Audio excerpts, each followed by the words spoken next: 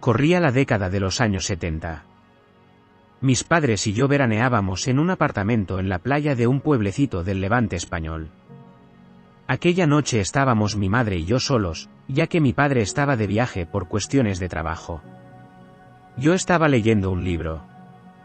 De repente oí que mi madre me llamaba quedamente pero con insistencia. Fui hasta la cocina, que es donde estaba ella, y me sorprendió que tenía la luz apagada. La encontré agachada y mirando por la ventana que daba a la parte interior del pueblo, que estaría a 3 kilómetros de la playa, donde nosotros estábamos. Le pregunté a mi madre qué pasaba y ella con expresión de miedo en la cara y muy bajito me indicó que me agachase y mirase por la ventana. La noche era oscura. No había luna y lo que vi fueron dos objetos luminosos de un color naranja dorado, que estaban suspendidos sobre las casas del pueblo flotando en el aire y a unos 100 metros de altura. Los dos tenían la misma forma, que era de disco, más estrecho en los lados y más ancho en el centro. Eran dos ovnis. Estaban separados entre sí unos 50 metros y las alturas eran diferentes, uno un poco más elevado que el otro. Así estuvieron unos 10 minutos parados sobre el pueblo. Abrimos un poco la ventana y no se escuchaba ningún ruido. Solo silencio. De repente y al unísono ambos objetos empezaron a ascender lentamente hasta una altura considerable. Después de esto se pararon y también a la misma vez empezaron a moverse juntos hacia el norte, a lo largo de la costa. En cuestión de 2 segundos adquirieron una velocidad asombrosa y desaparecieron en la lontananza. Hasta aquella visión siempre que había oído hablar de objetos volantes no identificados, ¿qué es lo que significa la palabra ovni? Siempre había pensado si realmente existirían o serían producto de la fantasía de la gente. Pero después de aquella noche ya no tenía duda de que esas naves o lo que fuesen, existían realmente. Se especulaba por aquel entonces que podría tratarse de naves procedentes de otros planetas, y tripulados por seres extraterrestres. Yo nunca creí en aquellas tesis. Me parecía que la explicación era más sencilla. Debían ser naves tripuladas por humanos provenientes del futuro y que saltaban en el tiempo viajando al pasado, para hacernos una visita. Sabía que la teoría de la relatividad que había elaborado Albert Einstein sustenta que ningún objeto puede sobrepasar la velocidad de la luz, lo que deriva en que no se puede viajar en el tiempo. Pero quién sabe, igual en el futuro se había descubierto alguna técnica que lo hiciese posible. Ahora hemos saltado al año 5130. Los hombres han descubierto que pueden alcanzar la velocidad de la luz con sus naves. La mecánica es bastante compleja, pero básicamente consiste en localizar un agujero de gusano, y programar en él un salto en el espacio-tiempo que se pretenda. La nave entra en el agujero de gusano y aparece en un determinado lugar y en un instante en concreto. Luego, para regresar, hay que volver al agujero de gusano y hacer el camino inverso. Principalmente se está utilizando este procedimiento para intentar cambiar acontecimientos que han devenido en enormes males para el planeta, aunque también se efectúan para investigaciones científicas e históricas. Lógicamente, solo algunos países tienen medios para fletar naves espaciales capaces de alcanzar la tecnología necesaria para efectuar dichos viajes. Pero los conocimientos han avanzado espectacularmente y además las cosas han cambiado mucho en el planeta Tierra. Y no solo a nivel tecnológico, sino desde el punto de vista cultural, de relación entre los seres vivos y de muchos otros factores. Por ejemplo, a partir del año 3215 se descubrió una forma efectiva y barata de fabricar cualquier clase de proteína comestible, tanto para humanos como para el resto de los animales que habitaban en la Tierra, con lo cual se avanzó en la detención del sacrificio de cualquier animal destinado a consumo humano. Las proteínas que se producían eran más sanas, libres de enfermedades y más baratas que las naturales. Después del año 3250 se prohibió la matanza de animales, incluida la caza, y hasta los animales carnívoros eran alimentados con proteínas sintéticas, con lo cual la Tierra volvió a ser un paraíso terrenal en el que todos los animales, independientemente de su especie, convivían fraternalmente con el resto. A la par, la investigación genética avanzó inmensamente y se mejoraron muchas de las especies animales y de plantas. Resulta que se empezó por hacer hablar a los delfines con una pequeña modificación genética y se descubrió que eran unos seres muy inteligentes, que ayudaron considerablemente en las expediciones submarinas y en la conservación de los fondos de los mares. Al igual sucedió con muchísimas especies animales. Los perros y los gatos aprendieron a comunicarse en las lenguas humanas, y para qué decir de los simios. Se establecieron nuevas leyes de derecho animal parejas a los derechos humanos y esto fue un enorme salto a nivel planetario. En el año 5520 se acordó por la Liga de Naciones enviar una nave al pasado, para evitar la muerte de más de 1 millón de civiles, debidas a las guerras napoleónicas en Europa entre 1803 y 1815. Las muertes entre civiles se produjeron principalmente por la hambruna y escasez de alimentos, como consecuencia de la requisición de las cosechas por parte del ejército francés, y de las enfermedades y epidemias ocasionadas por la guerra, ya que las condiciones precarias de la población facilitaron la propagación de enfermedades infecciosas, como la disentería y el tifus, que afectaban a la población más vulnerable, incluyendo a los niños. También la destrucción de los hogares, infraestructuras y desplazamientos forzados de la población civil, contribuyeron a un gran aumento de la mortandad en general y de la infantil en particular. 12 años de guerras ininterrumpidas que acabaron con la derrota final de Napoleón en la batalla de Waterloo el 18 de junio de 1815. La Agencia del Espacio de la Liga de Naciones, AELN, fletó una nave con el propósito de cambiar el pasado en 1803, y de esa manera evitar la muerte de más de 1 millón de personas. La nave era una Elner de última generación. Su tripulación estaba formada por la comandante Joanna, su segundo era el capitán Davy, la teniente médico Nao, la oficial a cargo del armamento era la teniente Dani, oficiales de navegación las tenientes Chloe e Irlanda, oficial a cargo de la propulsión de la nave teniente Dar, teniente Mark a cargo de la movilidad terrestre, la alférez Olive responsable de vestuario y equipamiento, oficiales de combate, Jandra, Day, y Blanca. Los pilotos eran 2 capibaras. Por haberse demostrado que eran más hábiles que los humanos en el pilotaje de naves, se llamaban Julita y Manu. El proyecto secreto llevaba el nombre de Noelopan, que no era sino el nombre de Napoleón al revés y tenía como objetivo la eliminación de Napoleón Bonaparte antes de que desencadenase la guerra por toda Europa. No hay que decir que el proyecto era ultrasecreto y que los integrantes de la operación solo serían informados del objeto de la misión una vez saliesen de la Tierra y estuviesen en el espacio exterior.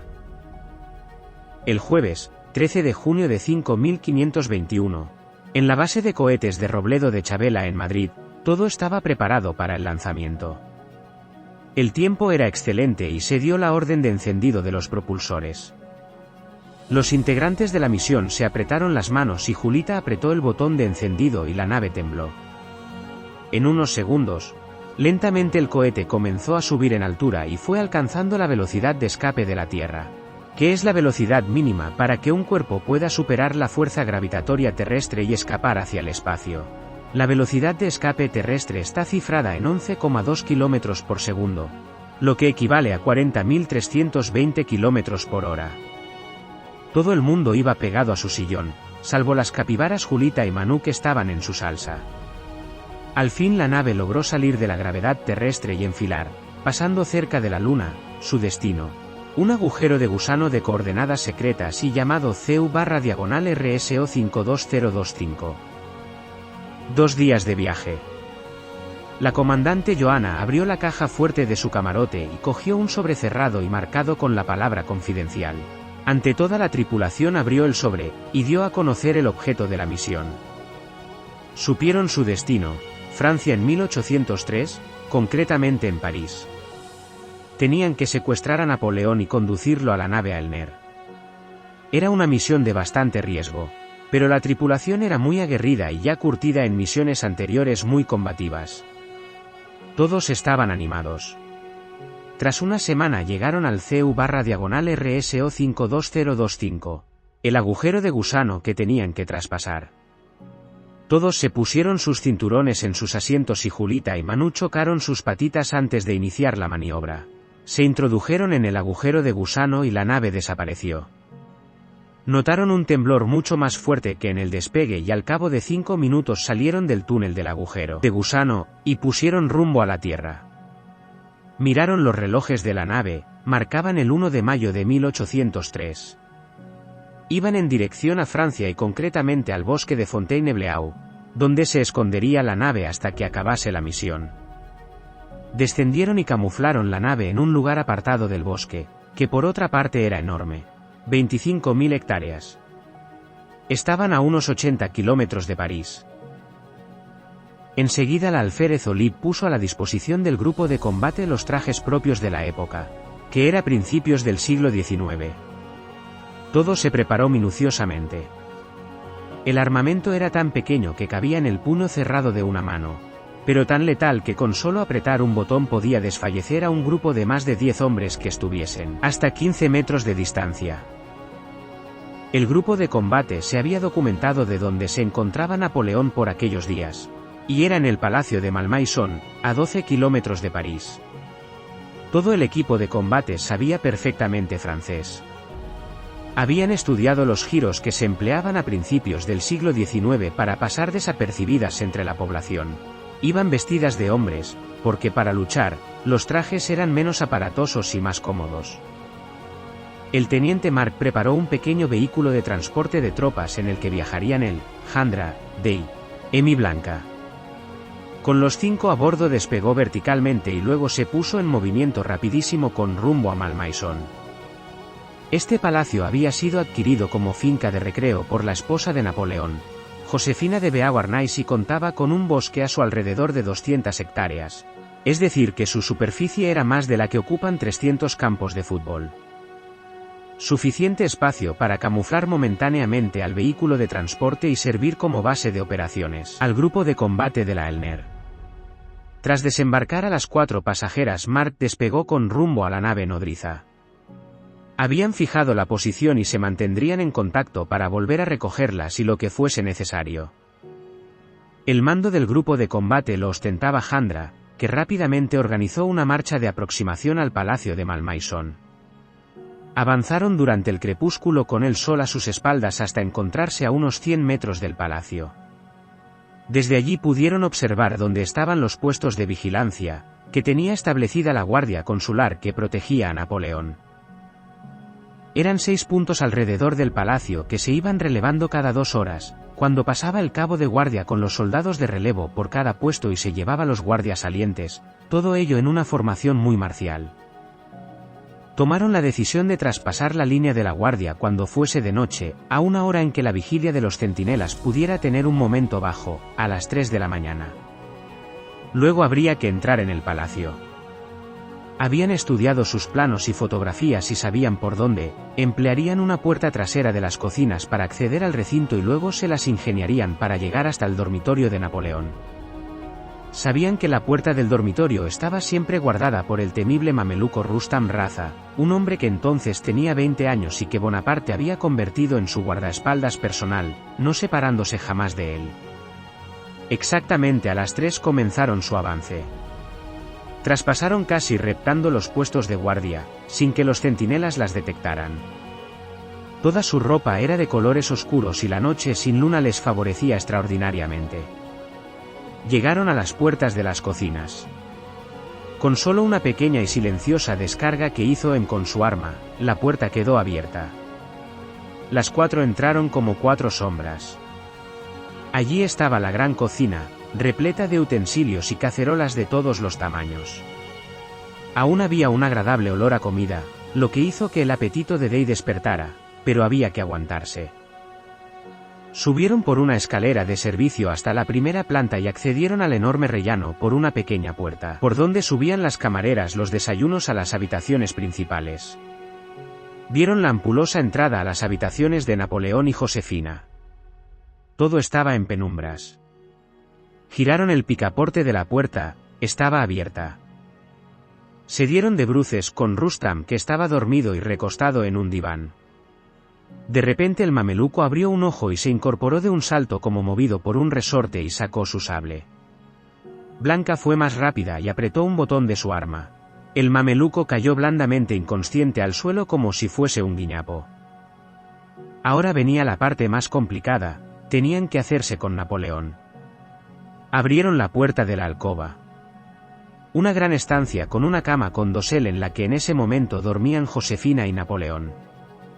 Jandra apretó un botón de su arma y se aseguró de que quedasen aún más dormidos de lo que estaban.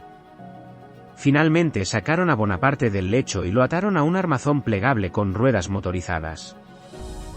Hicieron el camino inverso cerrando meticulosamente las puertas a sus espaldas. Jandra abría la expedición, Emidey controlaban el transporte de Bonaparte y Blanca protegía la retaguardia. Volvieron a salir silenciosamente por las cocinas. Esta vez al intentar traspasar la línea de los centinelas uno de estos las divisó e inmediatamente se preparó para disparar su fusil. No le dio tiempo, Jandra lo derribó de inmediato.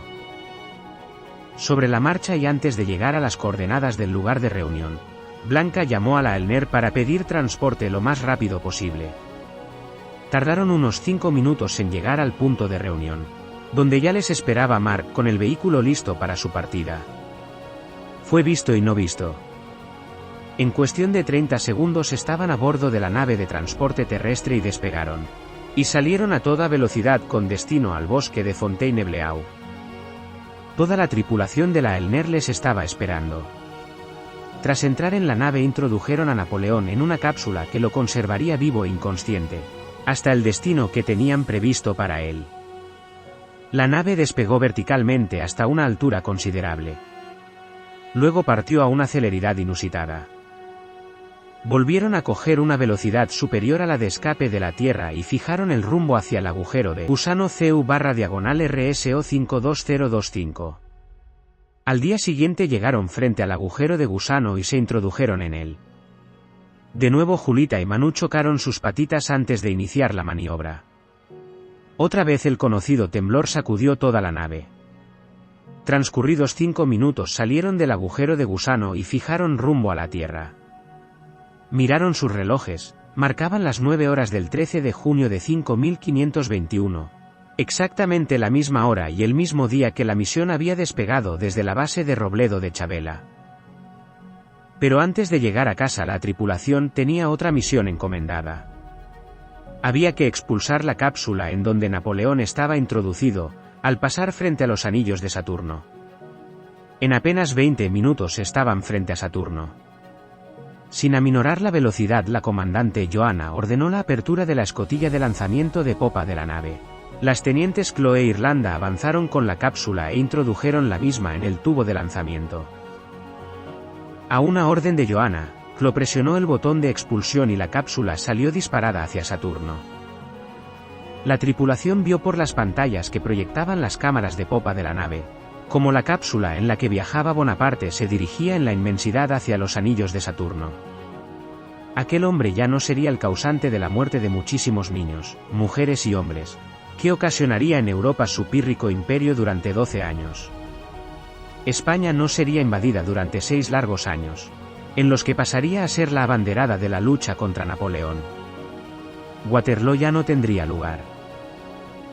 Esta historia está dedicada a todos los niños de quinto curso, del Colegio Rambla de Santa Cruz de Tenerife y a su tutora, la doctora Paula. Nota: el agujero de gusano CU/RSO 52025. Lleva este nombre en honor del curso quinto del año 2024 a 2025 del citado centro.